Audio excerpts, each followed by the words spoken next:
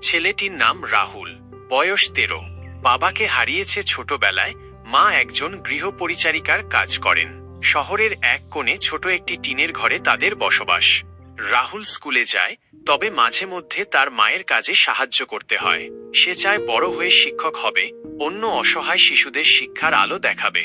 কিন্তু প্রতিদিনই তাকে লড়াই করতে হয় ক্ষুধার সাথে, সমাজের অবহেলার সাথে, কখনো কখনো নিজের ভেতরের ক্লান্তির সাথেও।